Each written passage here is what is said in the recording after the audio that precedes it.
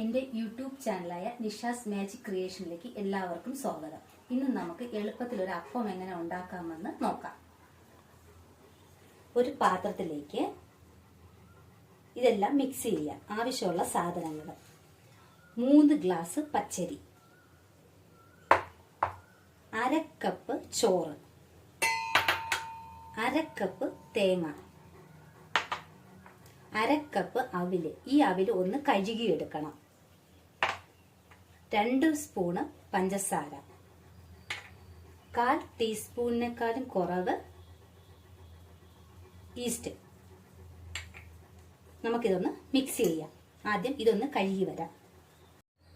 നമുക്ക് ഈ പാത്രത്തിലോട്ട് എല്ലാം തട്ടി വെള്ളം ഒഴിച്ച് വെക്കാം.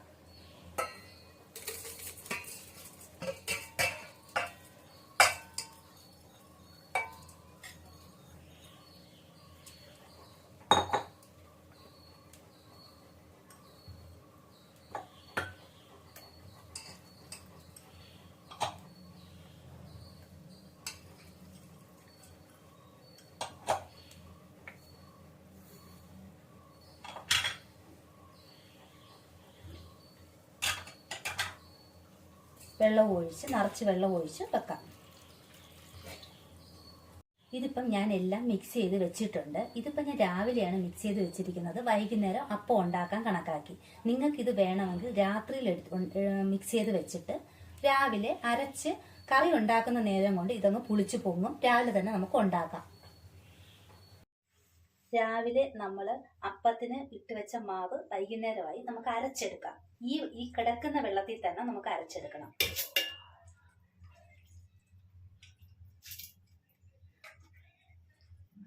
കുറേശ്ശെ ഇട്ട് അരച്ചെടുക്കാം.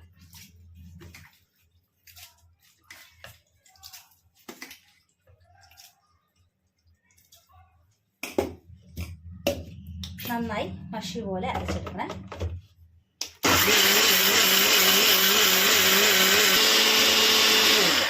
നമുക്ക് തുറന്നു നോക്കാം. ഈ ഒരു പരുവത്തിന് എല്ലാ മാവും നമുക്ക് അരച്ചെടുക്കാം.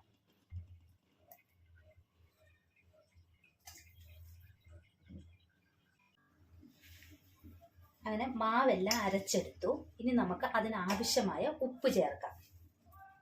ഉപ്പ് ചേർത്ത് കൈ കൊണ്ട് തന്നെ നന്നായിട്ട് ഇതൊന്ന് ഇളക്കണം. നന്നായിട്ട് മിക്സ് ചെയ്ത്, ഈ മിക്സ് ചെയ്യുന്ന സമയത്ത് കട്ടി കൂടുതലാണെന്നെങ്കിൽ കുറച്ച് വെള്ളം ചേർത്ത് കൊടുക്കണം. ഇപ്പം നമുക്ക് കറക്റ്റ് പരുവമാണ്. ഇത് നന്നായി മിക്സ് ചെയ്ത് നമുക്കൊരു 15 മിനിറ്റ് റെസ്റ്റ് ചെയ്യാൻ വെക്കാം. അത് കഴിഞ്ഞ് നമുക്ക് അപ്പം ചുടാം.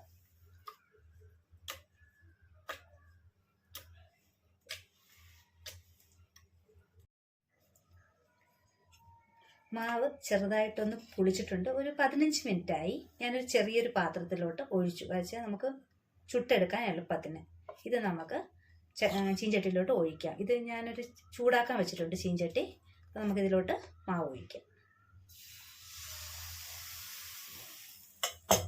ഇനി ഇതൊന്ന് ചുറ്റിച്ചെടുക്കാം.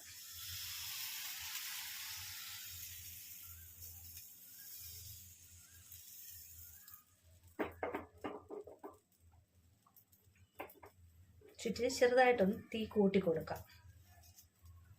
ഇനി അടച്ച് വെച്ച് നമുക്ക് അപ്പം ആകുന്നത് വരെ വെയിറ്റ് ചെയ്യാം.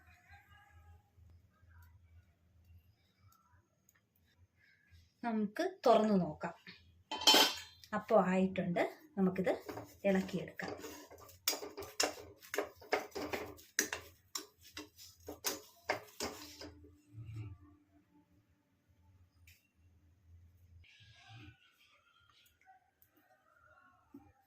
എല്ലാവർക്കും അപ്പം ഇഷ്ടമായെന്ന് വിചാരിക്കുന്നു.